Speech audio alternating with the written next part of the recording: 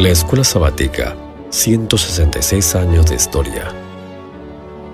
Todo comenzó en 1852. Tiago White, inspirado por el Espíritu Santo, publicó las primeras 4 lecciones de la Escuela Sabática, que tenían un solo propósito: hacer discípulos de Jesús. A través de preguntas y respuestas, como es hoy día, los jóvenes y los niños entendieron mejor el mensaje de la Biblia. Pasó el tiempo y la semilla germinó. Hoy la Escuela Sabática es para todas las edades. Está presente en más de 200 países y la lección está traducida a más de 100 idiomas. Y la misión es la misma que hace 166 años: hacer discípulos de Cristo. A través de la comunión, se alienta a estos discípulos a estudiar más la Biblia y, por supuesto, la lección de la Escuela Sabática y más oración diaria. A través de la relación, los miembros participan cada vez más en unidades de acción y grupos pequeños, unidos entre hermanos y con Cristo. Y en misión, los discípulos del Salvador buscan personas para estudiar la Biblia con ellos, ministrando la palabra de Dios a través de palabras, pero también por aptitud. El lema de la Escuela Sabática es: siempre presente, siempre a tiempo, estudiando diariamente la lección y cumpliendo la misión. Y el gran desafío es hacer de cada miembro un misionero de esperanza, un discípulo. Escuela Sabática, 166 años, enseñando sobre la esperanza. A cada uno de ustedes que se están sintonizando, agradecemos a todos los que están presentes. Hemos comenzado un año nuevo y estamos celebrando el primer sábado del año, lo cual nos trae mucha felicidad, optimismo. En estas fechas, yo creo que en todos inunda ese deseo de cambio, ese deseo de superarse. Y yo creo que el año 2021 va a ser un año mejor. Y no me refiero a lo socioeconómico o político, sino me refiero a lo espiritual. El año pasado, a pesar de los problemas y las dificultades, tuvimos mucha oportunidad de crecer espiritualmente.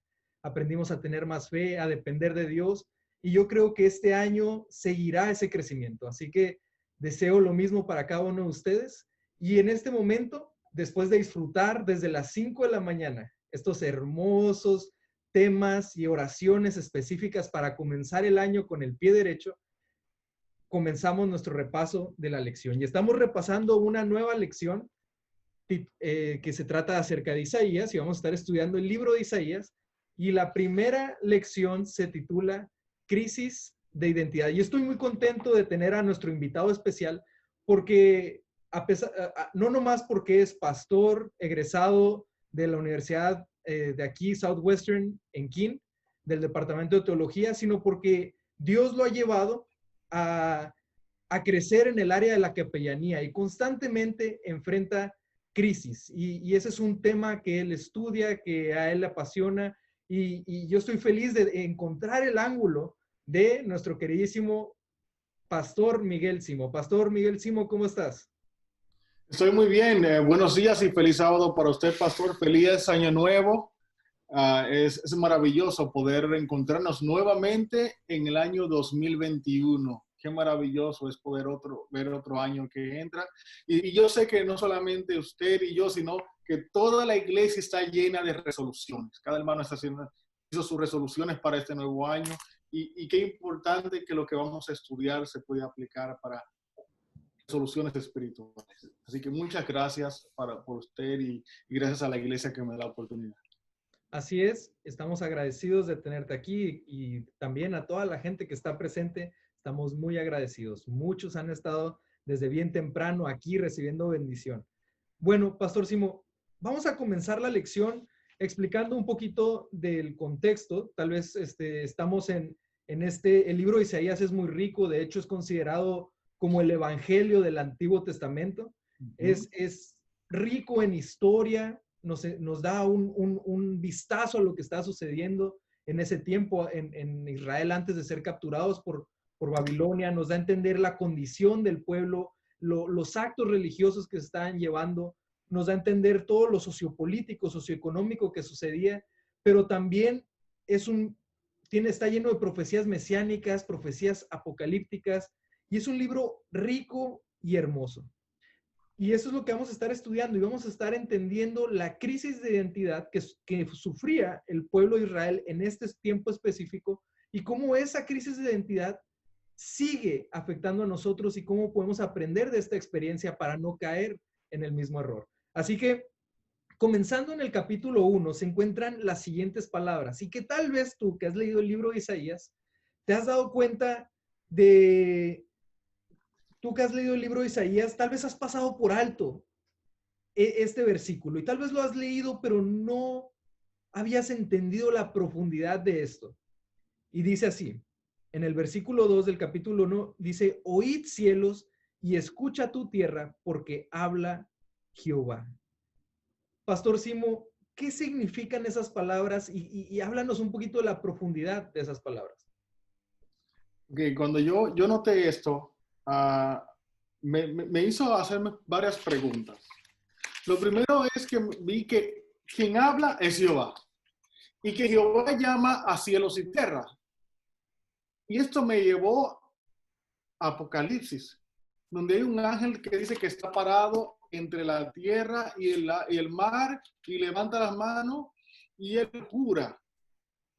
Él jura utilizando la misma estrategia que se menciona aquí de los antiguos, jurando por el que vive.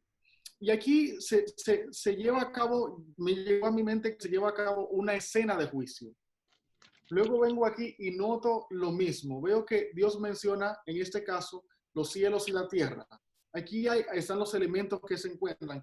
Y a mí me dijo de una vez esto, aquí hay una escena de juicio. Aquí hay una escena de juicio donde se llaman testigos. Y aquí quien es el juez es Dios. Eso me llamó mucho la atención. ¿Qué es lo que Dios iba a decir? Porque para mí, Dios había preparado una sala de juicio donde tenía testigos de manera cósmica, más allá. No solamente la tierra, sino el cielo también. Es interesante, y yo comparto contigo también Deuteronomios 30, en el versículo 18 dice, yo os declaro hoy que de cierto pertenecéis, no, por cierto, que de cierto pereceréis, no prolongaréis vuestros días sobre la tierra a donde vais a entrar para tomarla en posesión tras el Jordán. Y el 19 es interesante, dice, a los cielos y a la tierra llamo, por testigos hoy contra vosotros. Entonces, claramente hay Dios, nos está abriendo el panorama, como se está explicando aquí, en el que nos está diciendo, tal vez te puedes esconder de la persona más cercana a ti, tal vez a las personas que viven contigo, tal vez de ellos te podrás esconder de algunas cosas, pero no de los cielos y la tierra, básicamente todo lo que nos rodea. En este momento estamos parados en la tierra y si volteamos a ver afuera estamos en el cielo. Y dice, ellos son mis testigos. Ahora, no de una manera literal, no es el cielo y la tierra literalmente los que nos ven y le mandan informes a Dios, sino que en alguna manera profunda y bonita nos hace entender que los cielos y la tierra nos están viendo. Y ese es ese momento donde se abre el juicio. Y claramente al empezar, como decía el pastor Simo, entra ese juicio. Y me gustaría tal vez hacer la pregunta, ¿qué problemas políticos, sociales existían en este momento en Israel, pastor Simo? Bueno, aquí se mencionan algunos. En el versículo 4 vemos que dice gente pecadora, gente que falla la marca, que falla en la regla. ¿Y cuáles serán esos problemas? Hay maldad y la maldad viene del mal hacer. Aquí lo dice en la parte B del versículo, malhechores. ¿Cuál era el problema? Hijos depravados. Y yo estuve buscando qué era la depravación y me dice que la depravación es hacer lo que no es natural, irse lo antinatural.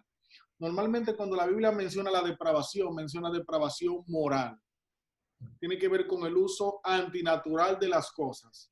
Y dice que esos eran los pecados de ellos. Malhechores, depravados, y se practicaba la maldad. Eran los problemas que más sobresalen aquí. Y esto como era el resultado, o hacía ver que era el resultado que se habían separado de Dios. El separarse de Dios lleva como consecuente al mal, porque Dios no quiere nada con el mal, lleva al mal a hacer y lleva a la depravación moral. ¿Entiendes? Al separarse de Dios, nos vamos al otro extremo. Y ese es el problema que estaba sucediendo allí. Y Pastor Simo, también encuentro en el versículo 17 que se habla de socorrer al agraviado, de hacer justicia al huérfano, de amparar a las viudas, precisamente porque eso no se estaba haciendo. Y mi pregunta es, ¿será que en estos tiempos nos podemos relacionar con con la espiritualidad de esos tiempos, del tiempo de Isaías? ¿Nos podemos relacionar o tal vez ellos eran mucho más depravados que nosotros, estaban mucho más lejos de la realidad que estamos viviendo nosotros? Yo diría que el tiempo es relativo. Es relativo. Nosotros vivimos lo mismo. Podemos ver personas que, como dice Pablo, que en los tiempos del fin tendrían apariencia de piedad sin el poder de la piedad. Entonces, hoy en día vivimos lo mismo. Podemos decir, llamarnos cristianos y al mismo tiempo estar haciendo aquello que no tiene nada que ver con Cristo. Cristo vino aquí a sanar, a salvar, a ayudar a los oprimidos. Entonces nosotros podemos decir que nos llamamos cristianos, pero realmente no estamos practicando lo que Cristo hace. Y eso está hoy en día, especialmente como usted mencionó hace unos pocos meses atrás, estaba muy de moda que personas que se hacían llamar cristianos y levantar los principios morales del cristianismo estaban haciendo todo lo contrario, trayendo menosprecio a las minorías, menospreciando al que menos puede, maltratando. Y es parte de, creo que, de la decadencia que vive la humanidad. No solamente en el tiempo de ellos, sino hoy en día, muchos que decimos seguir a Cristo, podemos estar cayendo en los mismos errores que cayó Judá en el tiempo de Isaías, 700 años antes de Cristo. Increíble. Y yo creo que compartiendo igual en la misma línea de pensamiento que llevas tú, no toma mucho tiempo ni mucho estudio darnos cuenta en los tiempos en los que estamos viviendo. Simplemente tenemos que prender el televisor y quitar el canal cristiano y darnos cuenta qué es lo que está pasando en el mundo y qué está pasando, qué está consumiendo las personas.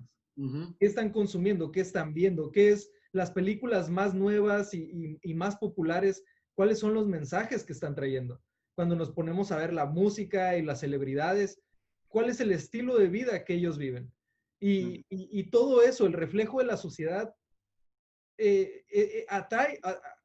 la iglesia. Muchas veces pensamos que la iglesia es diferente y es inmune a lo que está pasando en la sociedad. Pero la realidad es que lo que está pasando dentro de la iglesia es porque está pasando en la sociedad. Entonces nos damos cuenta que sí estamos viviendo en tiempos de inmoralidad. Y tal vez hablaremos más de eso más tarde o durante el año acerca de la inmoralidad y cómo se puede ver y cómo ha afectado y qué significa eso para nosotros. Pero vemos que de alguna manera, y me gustaría también compartir que dice, si no fuera por unos pocos, serían como Sodoma y Gomorra. ¿Cierto? Que fueron destruidos con fuego. Si no fuera por algún resto pequeño, serían como Sodoma y Gomorra, lo cual nos abre los ojos a lo mal que estaba. Y yo podría decir lo mismo ahora. Si no fuera por unos pequeños, un resto pequeño, un remanente, serían igual que Sodoma y Gomorra. Pero bueno, ahora entramos a algo interesante, que es que no hubiera templos, no es que el sumo sacerdote no estuviera haciendo las funciones del sumo sacerdote, no es que las personas no estaban dando el incienso de oración, no es que las personas no estaban llevando sacrificios y ofrenda, en otras palabras, no es que las personas no estaban yendo a la iglesia, no es que no estaban diezmando, el problema no era ese, y yo creo que Dios lo hace muy, muy evidente en el capítulo 1, y me gustaría, Pastor Simo, hacerte la pregunta, ¿qué estaba pasando? ¿Por qué a pesar de que estaban haciendo los rituales y siguiendo la religión como Dios la había descrito en Levíticos, por qué Dios ahora está rechazando todo lo que ellos hacen religiosamente?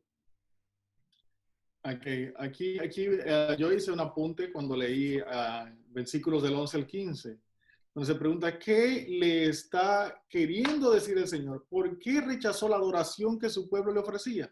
Porque su oración redundaba en rituales vacíos e hipócritas. Querían sobornar, yo puse esta palabra, sobornar, querían aquietar y querían congraciarse con Dios con esos rituales y seguir en pos de sus placeres bajos. Es como dice, varias veces se encuentran donde dice que Dios no haría ni bien ni mal con ellos. Habían dado por sentado la protección de Dios y creían que Dios vendría siendo como un padre apoyador, le decimos en nuestra cultura. Está bien, hijos, no importa lo que hagas. Lo que tú hagas está bien para mí. Sigue siendo mi pueblo. Y eso es un problema. Yo siempre digo, y terminaría un sermón tan fácil, nosotros tendemos a olvidar. Tendemos a olvidar y decidimos olvidar. Y este era un problema que estaba sucediendo con el pueblo de Israel. Nota que ellos no se fueron totalmente y abandonaron totalmente el ritualismo, las ceremonias. Pero tal vez en su vida, en los 6 días, no tenían nada que ver con Dios, solamente el sábado. Que en los demás meses no tenían nada que ver, sino que en la luna nueva, que en el Yom Kippur, que en la fiesta de las cabañas. Pero en los otros días normales, la mayor cantidad de tiempo, ellos no tomaban en cuenta a Dios. Es interesante y leemos directamente a Isaías. Dice, ¿para qué me sirve, dice Jehová, la multitud de vuestros sacrificios? Hastiado estoy de holocaustos de carneros y de grasa de animales gordos. No quiero sangre de bueyes, ni de ovejas, ni de machos cabríos. ¿Quién pide esto de vuestras manos cuando venís a presentaros delante de mí para pisotear mis atrios? No me traigáis más vana ofrenda, el incienso me es abominable. Luna nueva, sábado y el convocar asambleas, no lo puedo sufrir. Son iniquidad vuestras fiestas solemnes. Y sigue explicando por qué esto no le gusta. Y a mí me es muy interesante traerlo a mi vida y en este caso traerlo a la vida de todos los que nos están escuchando y reflexionar y decir, oye, no nomás es por ir a la iglesia, no nomás es por cantar, no nomás es por orar, no nomás es por escuchar el sermón, no nomás pues incluso por dar literatura y dinero a los pobres. No nomás es eso. Y no nomás es eso. Yo creo que va más profundo. Ellos estaban haciendo lo correcto en cuanto a lo religioso, pero lo estaban haciendo con el espíritu equivocado. Por eso Jeremías habla de un nuevo pacto, un pacto mejor. Un pacto que no nomás se basa en cosas que haces como ritualísticas, Sí. sino que se basa en el corazón y la intención con que lo haces. Y entonces Dios no quiere la sangre de los animales, no es simplemente decir las palabras correctas o mover las manos de manera correcta o tener el aroma correcto o tener el templo correcto. Lo único que es lo más importante de todo es la manera en que lo hacemos. Y quería compartirle algo, pastor. Lo estoy buscando aquí rapidito y está en Proverbios 14, versículo 21. Va muy al punto, porque aquí nos dice en el segundo párrafo, en la parte me dice que fue el pacto de Dios con Israel lo que le permitió vivir entre ellos en el santuario del templo. Dice, por lo tanto, los rituales y las oraciones realizadas allí eran válidos solo si expresaban fidelidad a él y a su pacto. Y una de las cosas que Dios había puesto bien clara en Éxodo era de que tenían que cuidarse de tratar bien al extranjero, a la viuda y al huérfano. Y dice aquí que al maltratar a los miembros de la comunidad del pacto, mostraban desprecio por el protector de todos los israelitas. Los pecados contra los demás eran pecados contra el Señor. Proverbios capítulo 14, versículo 21 dice, peca el que menosprecia a su prójimo. ¿Ve? El que menosprecia a su prójimo, aunque usted no lo mate, aunque no use un cuchillo, pero si usted le hace daño a un hermano de la iglesia o a una persona en su trabajo para que pierda su trabajo, o alguna persona en su vecindario, usted peca. Y lo dicen varias veces en el libro de Proverbios. Ese era el problema con ellos. Por eso que tal vez yo creo que Jesús en Mateo 5:23 lo nombra.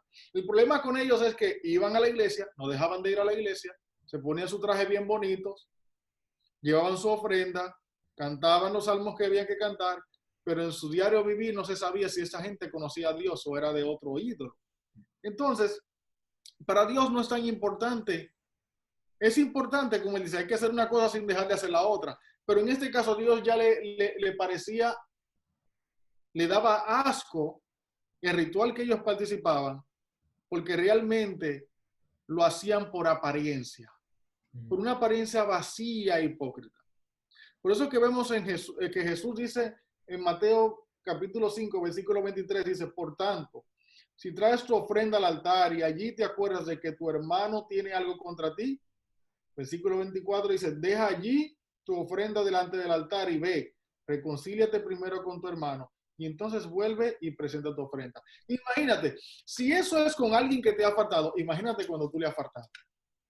Entonces, para Dios no era, lo importante no era la apariencia, sino la esencia. No era la apariencia, sino la esencia. Gloria a Dios. Gracias, pastor. Le diste en el clavo. Yo creo que Jesús lo puso en Mateo 23. Me gusta mucho el ejemplo que dice, ustedes limpian los platos por fuera, ¿cierto? Dicen, limpian los vasos y los platos por fuera y los dejan muy bonitos por fuera, pero dice, límpiense por dentro. Límpienlo de adentro. Y eso es impactante porque no nomás es la apariencia, como bien lo mencionaste, pastor Simo, es lo de adentro, el amor por lo que estamos haciendo las cosas, la intención. Dios es un Dios que ve nuestras intenciones y toma más, se enfoca más en la intención que en el acto en sí. Por lo tanto, pero bueno, continuando un poco en la lección, llegamos a este versículo después de demostrar que han caído en la hipocresía y que están haciendo lo equivocado, que están abandonando a los vulnerables. Dice las siguientes palabras, venid luego, dice Jehová, y estemos a cuentas. Aunque vuestros pecados sean como la grana, como la nieve serán emblanquecidos. Aunque sean rojos como el carmesí, vendrán a ser como lana blanca. ¿En qué momento llega este versículo y qué nos dice acerca de Dios? A mí me llamó mucho la atención, pastor, de verdad, porque el primer párrafo de la lección lo deja bien claro. Dice, ¿por qué instar a un criminal que merece ejecución cambiar sus hábitos? ¿Cómo podría un prisionero en el corredor de la muerte, yendo a la sala de ejecución, yendo allá donde le van a poner las inyecciones letales, puede restituir al agraviado, hacer justicia al huérfano, apartar a la viuda? Aquí en Texas se utiliza lo que es la pena de muerte. Y recuerdo que hace 2 años, un hermano de la iglesia perdió la vida por parte de un muchacho. Y ese fue sentenciado. Le preguntaron que si se le iba a dar pena de muerte o cadena perpetua. Y fue duro para la hermana tener que decidir en esa situación. Sentía dolor. Y cuando aquí se le da sentencia a una persona de pena de muerte, nada revoca esa sentencia. Nada lo revoca. Es culpable, es reo de muerte. Pero qué maravilloso es Dios. Qué maravilloso es Dios, que a pesar de que deja claro que la paga del pecado es la muerte, el Señor aún tiene misericordia para con nosotros. Yo siempre digo que el amor de Dios y su perdón no lo podemos entender, solo lo podemos aceptar. Porque ¿cuántos años pasó Isaías dando mensaje a 4 reyes para que el pueblo de Dios se acercase a él? Y el pueblo de Dios aún tuvo misericordia de su pueblo. Si a nosotros nos fallan, creo que el más humilde de nosotros creo que perdonaría una segunda o tercera vez. Pero ¿cuánto tiempo pasó la longanimidad de Dios mirando todo lo que los israelitas en Judá hacían? Y aún Dios se atreve a decir, ven, tráeme tus cartas, pongámonos en la mesa. Esto es lo que tú has producido hasta ahora. Eso es lo que tú tienes para mí. Yo quiero decirte que eso es abominación. Pero a pesar de eso, yo soy dispuesto a darte una hoja limpia y en blanco. Es maravilloso ver cómo es el amor de Dios. Y quiero decirle, pastor, que si nosotros nos remontamos más acá y dejamos allá a Judá, nos vamos a ver nosotros en ese cuadro. Nos vamos a ver cuando estábamos ahí envueltos en delitos y pecados. Nos vamos a ver que nuestros pecados estaban rojos y yo diría que negros. Como dice una canción, historias negras o historias oscuras que nadie queremos contar. Y el Señor nos dice, ¿sabe qué? Tráemelas. Yo soy santo. Yo soy Kadosh, apartado del mal, pero mi trabajo, mi mayor esfuerzo es en hacerte limpio y blanco. Qué maravilloso es eso. A mí me choca ese texto cada vez que lo encuentro y tiene un significado preñado, le llamamos, un significado preñado de cómo Dios se esfuerza para salvar a sus hijos. Me llama mucho la atención de ese texto. Gracias, pastor, por compartir ese lado tan profundo de a pesar de que en el juicio somos culpables, a pesar de que ha llegado a un límite inaceptable, Dios aún así nos perdona. Y hablando de ese límite inaceptable, vemos que existe una palabra que tal vez es muy conocida en todo el cristianismo, y la palabra es pacto. Pacto. Y incluso hay muchos debates y peleas acerca del pacto y nuevo pacto y qué significa, si eso significa una cosa o otra. Pero yo creo que en temas bien sencillos, lo que es un pacto, y tal vez ahorita si tú podrías darme tu definición de pacto, pero para mí es bien sencillo, es simplemente un contrato. Y vemos aquí que incluso la manera en la que Dios hace el contrato con ellos, lo hace de la manera en la que ellos están acostumbrados a hacer contratos. Me gusta que lo divide en 4 partes. Primero pone el relato, o sea, todo lo que pasaron desde que salieron de Egipto hasta el momento en el que Dios les está dando ese contrato. Les está explicando todo lo que ha sucedido hasta ese momento. Y luego les da las condiciones, las estipulaciones, o mejor dicho, la ley. Y luego hace referencia a testigos, ¿no? En este caso, los cielos y la tierra, y tal vez los padres o los patriarcas. Y termina con una bendición y una maldición. Este contraste entre si lo cumples, vas a ser bendecido, pero si no lo cumples, ¿qué es lo que sucede? La muerte. Entonces, yo creo que si Dios fuera a hacer un contrato con nosotros en estos tiempos, tal vez lo hubiera hecho con términos y condiciones, ¿no? ¿Cuántos de nosotros no estamos acostumbrados a los términos y condiciones?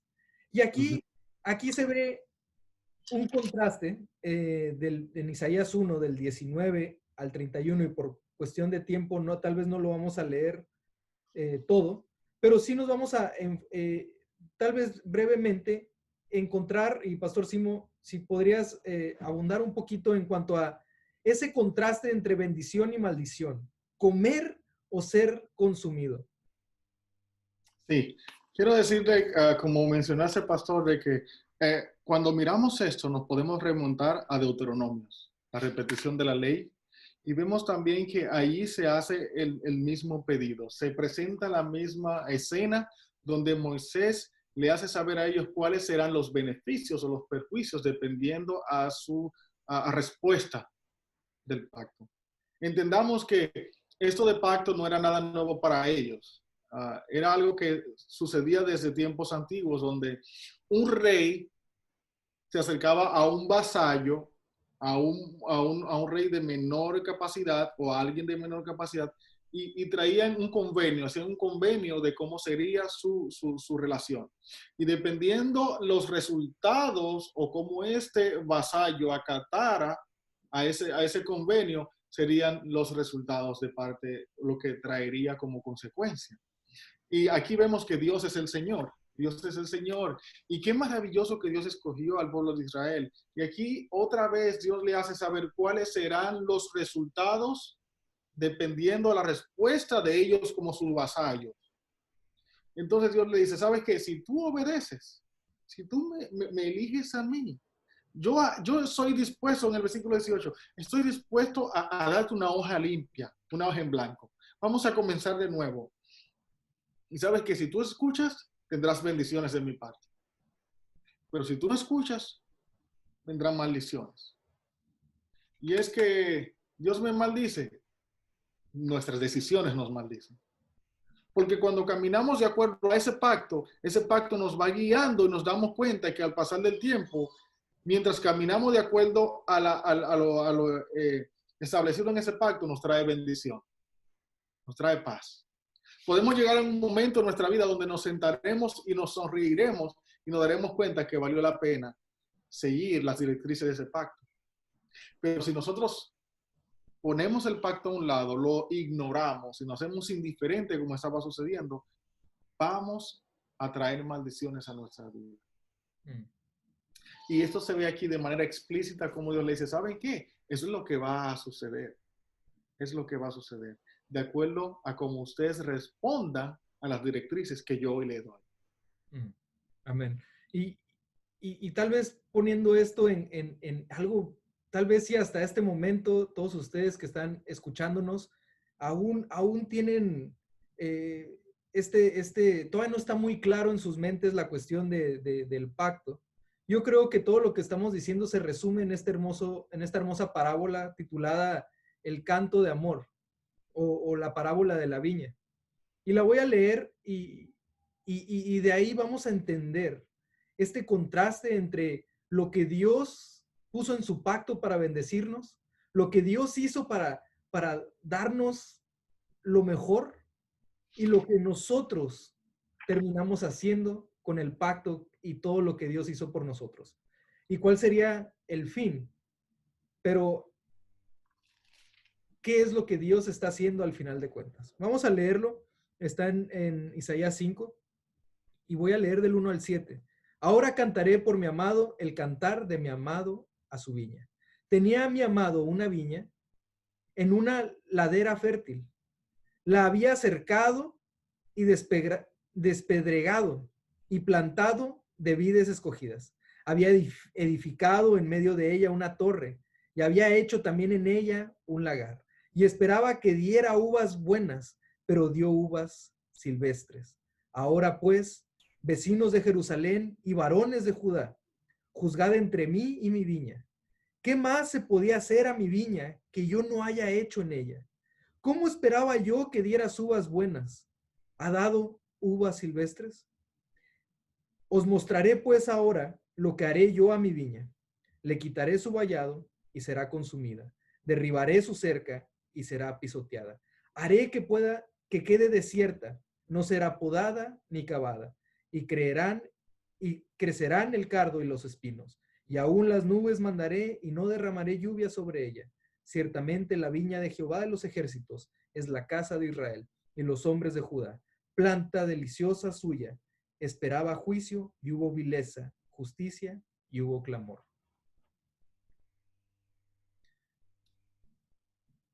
Pastor Simo, al escuchar estas palabras, vemos ese contraste entre lo que Dios quería para nosotros, todo lo que Él hizo para nosotros y lo que nosotros terminamos siendo. Así que, Pastor, si tú pudieras tal vez darnos esta conclusión de lo que simboliza esta parábola en nuestras vidas y cómo podemos no ser esas uvas silvestres. Sí, pastor, aquí menciona que esas uvas silvestres eran cosas apestosas. Es difícil. ¿Qué cosas apestosas hay en mi vida que yo como cristiano estoy dando? ¿Qué cosas apestosas? Mientras Dios quiere darnos algo blanco, limpio, yo me quiero aferrar a las cosas apestosas de este mundo. Esa pregunta me resonó. ¿Qué más se podía hacer a mi viña que yo no haya hecho en ella? Después de haber mencionado todo lo bueno. Me llamó mucho la atención esto. Dice que Dios no desecha a nadie que le responda.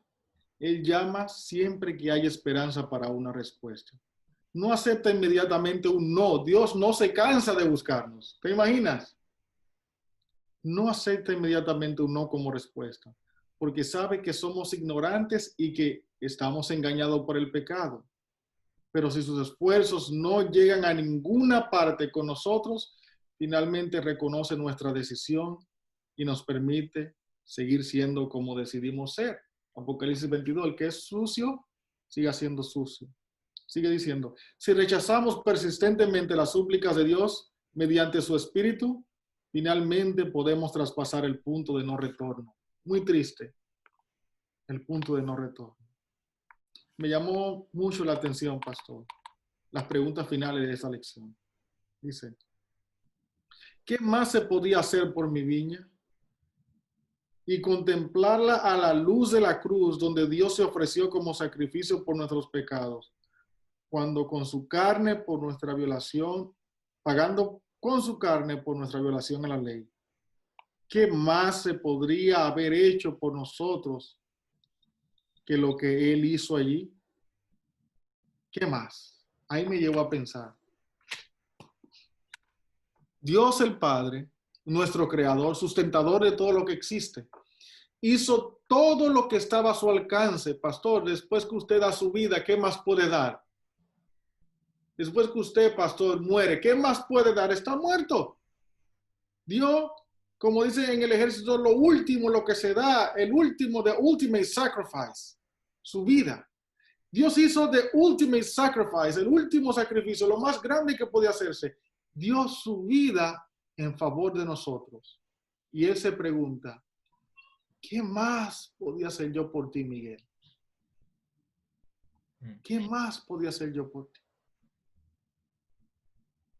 Recuerdo lo que decía Martín Lutero, que cuando él se miraba a él mismo, él decía, ¿cómo puedo ser salvo? Pero cuando él miraba a la cruz y miraba a Cristo, decía, ¿cómo puedo perder? Quiero decirte que Jesús ha hecho el mayor sacrificio por nosotros. Como Señor, quiso rescatarnos. ¿Qué más necesita hacer Dios por ti si ya hizo todo? Para que te pongas a cuenta con Él. Yo quiero decirte que cuando yo pienso en la cruz, yo me considero 1000% salvo.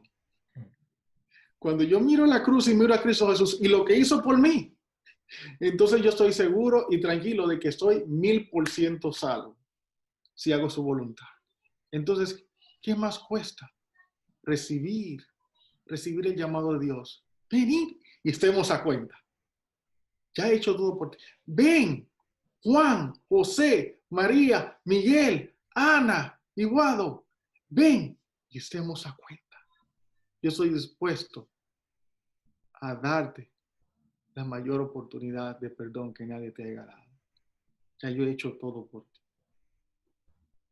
Y quiero decir a la iglesia de que hoy, comenzando un nuevo año, nuevecito, Dios nos ha entregado esa página en blanco. Tus pecados eran rojos. No, tus pecados eran negros como el azabache. Y el Señor ha hecho todo para que hoy en día tú tengas una página en blanco y comiences de nuevo una vida que glorifique y honre su nombre. Así que yo te invito hoy, sábado 2 de enero del 2021, a que vengas, te pongas a cuenta con el Señor y Él lavará tus pecados. Que Dios te bendiga. Gracias, Pastor Simo. Los despedimos con ese pensamiento de salvación, de esperanza para este año. Dios los bendiga y sigan disfrutando de esta hermosa programación. Bendiciones y feliz sábado.